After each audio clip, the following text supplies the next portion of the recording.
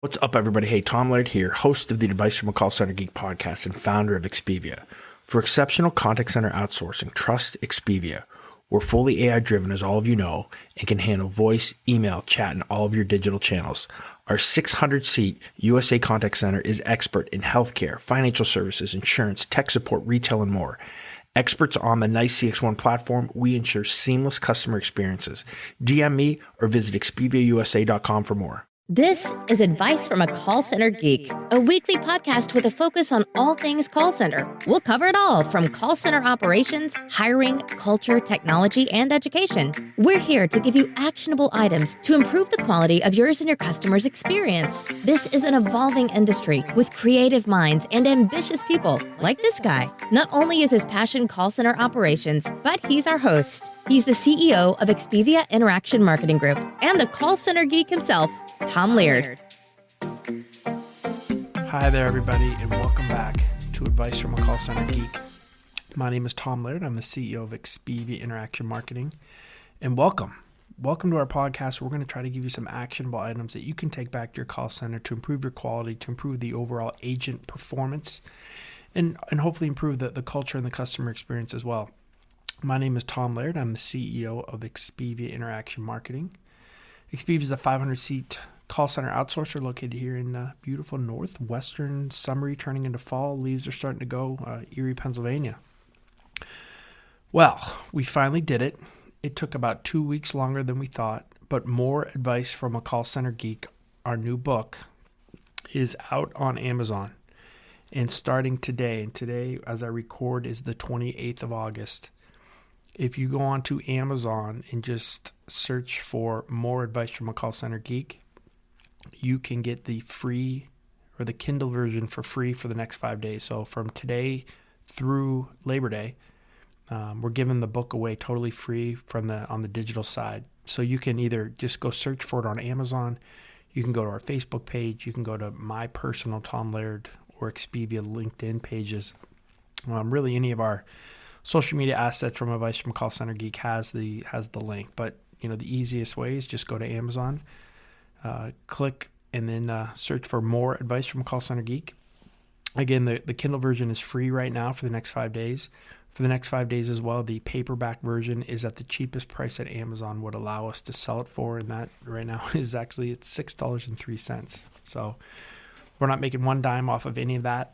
So any of you who have enjoyed the podcast, who have purchased the first book, please get the free version of the Kindle or that digital version for yourself. And then if you want a paperback, it's going to be $6, and I think we're going to go to like $12 because we did put a lot of more material into this one than the last one. So the original book is I think $9.99. We're going to do this one at $12.99, but you can get about a 50% discount here if you do it in the next 5 days. All right, because of this, I'm kind of feeling nostalgic. About a week ago was the 1 year anniversary of the first book that we put out. Today is actually the birthday of Expivia. Right, we're going on now 9 years, and I wanted to kind of go back to the first episode that we did, and I wanted to talk to some of you who maybe not have listened to that episode. And I wanted to talk a little bit, again, about where we came from. I think that this is a really cool story for a lot of you who have, had some struggles in your life, who've maybe things have not come super easy for you. I think the story of Expivia can kind of relate to where some of you are. And not to, again, give a cheap plug here, but we kind of go into depth a little bit about the story of the start of us in the book. But for those of you who don't know what Expivia is, where we came from, who I am, I was the head of call center operations for a larger contact center here in Erie, and it was family owned.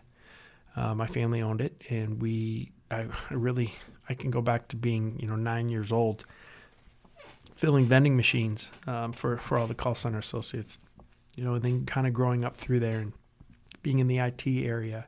I was on the phones for a very long time, and most of it was outbound. It was during the kind of the late mid-90s, and we were in the credit card phase. where everybody was making outbound calls for these banks for selling credit cards. So did a lot of that. Realized I really liked the call center floor more than the IT side. So I stayed on the floor, became a supervisor. Had a team of 16 people, just like anybody else. And then I advanced to the AM production coordinator. So basically all of the qualitative and quantitative goals for the organization and our company. And I did that for the AM shift, right? So that's inbound and outbound. We're doing a lot of customer support at this time.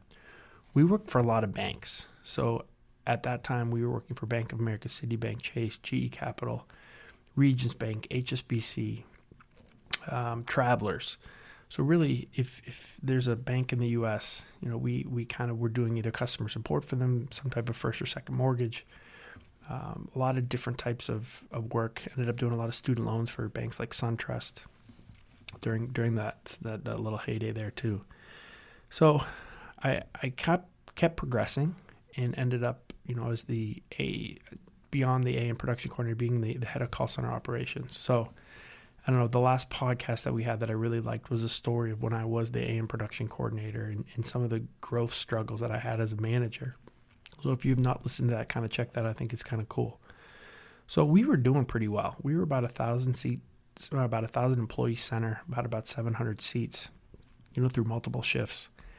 And, things were going good, but then, the mid 2000s happened. So 2006, 2007, 2008 were called the Great Recession, but it actually turned into the Great Depression for us because while we were diversified through different organizations, we were in the same channel. So working for banks became, went from the best type of group that you could be working for to the absolute worst. So, organizations like Bank of America went under TARP, right? We were doing 28,000 hours a month for Bank of America, and literally the next month it went to 3,000. So the next month after that, it went to about 1,500. We drastically lost clients. Everybody went offshore. Marketing budgets got cut. So we're kind of in a pickle, right? And the things that I saw when that started to go down, really resonated with me. So people that we were friends with, that I worked with for 15 to 20 years, started to see writing on the wall, started to take sides. As we had some private equity people come in to interject capital into the organization to kind of get us through the spot. There were cliques that would go talk to these guys, and one clique wouldn't like the other clique, and you really saw a culture rift that happened when, to be honest, people were afraid for their jobs, and when people get afraid, crazy things happen. But things that I was very naive to. I'm not naive anymore, but at that time, being a younger manager, I got played pretty well. So I think we all did. So when these private equity guys came in, I didn't play the game well, and they said that everything was going to stay the same. We're just going to inject some capital here. And kind of a long story short, they let pretty much everybody go a couple months after they took over. So everyone from people in call center operations, people in HR, people in IT. A lot of the IT guys actually just left on their own. That's a quality I've kind of seen for some IT guys. Sorry, I don't mean to offend anybody. So for the first time really in my working career, I found myself out of the job. I was about 33 years old, and I had no idea what to do.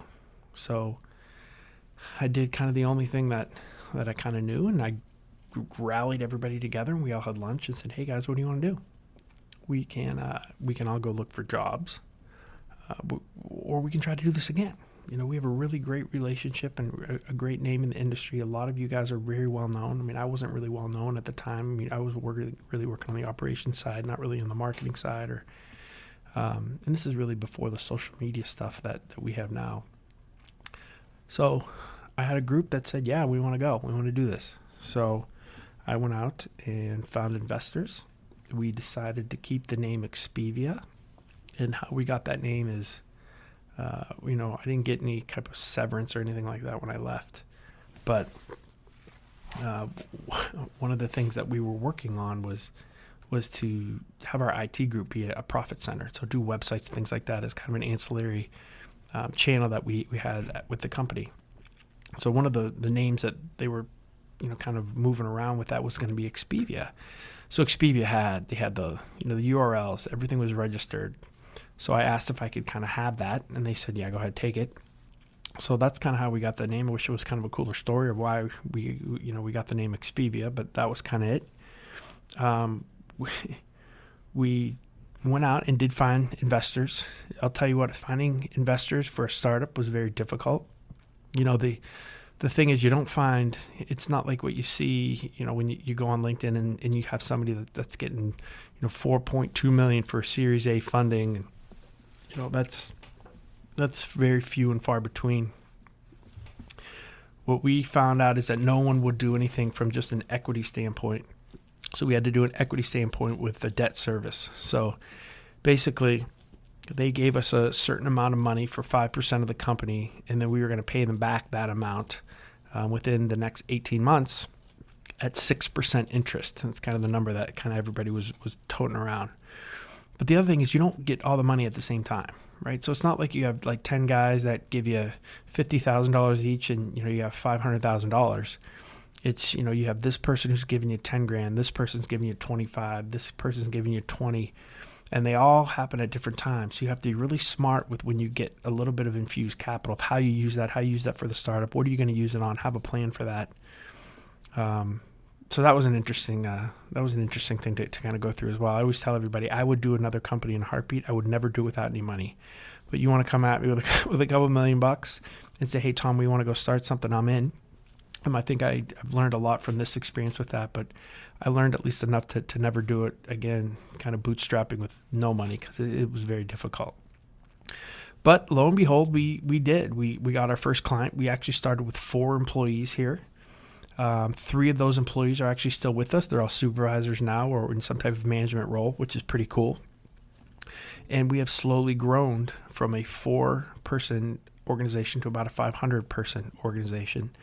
Over these past, this is I believe our 9th birthday, but we've really been revenue producing for about 6, what I can say could be a sustainable wage for even myself to take. The first 2 or 3 years, I wasn't even taking a salary. The funny thing is too, is I'm still I believe I'm the 4th highest paid employee here at Expivia, even being the founder and CEO, just, because, there's a lot of guys a lot of things I can't do. I'm not a programmer. I really pick and choose those guys really wisely, trying to be very diverse with even male, female. I saw we had a very male-dominated IT staff in our last organization, and saw some of the things I really didn't like with that. So we tried really hard to diversify with that and really diversify through the whole organization. And it's gone pretty darn well. The best decision that we made was to go into the cloud. Right, so we decided to take all of the, we were a premise-based solution. We were an Avaya shop in our old call center.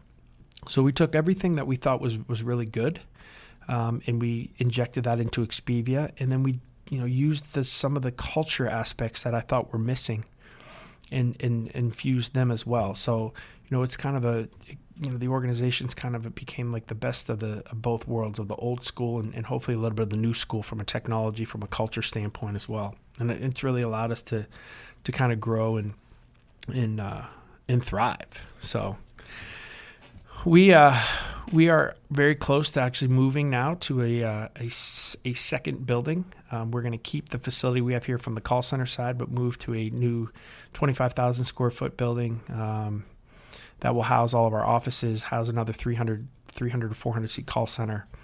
So we're kind of excited about that. So I don't know. I thought, being the launch of the new book today, we're about a week off from the launch of the first book we ever did, and also having today being Expivia's birthday, I wanted to kind of go back and kind of, dig a little deeper into, where we came from, how I even got the opportunity to talk to all of you awesome people out there.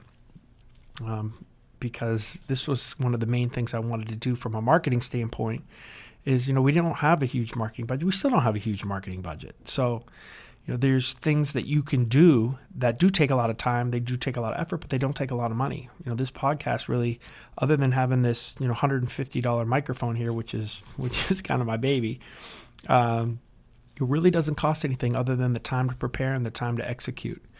I've learned how to do the editing and all that as well. So, you can do it. If there's anybody out there that's thinking, hey, I'd like to do something, I'd like to do a podcast, it doesn't have to be, obviously, please don't do a call center one. I got that covered, right?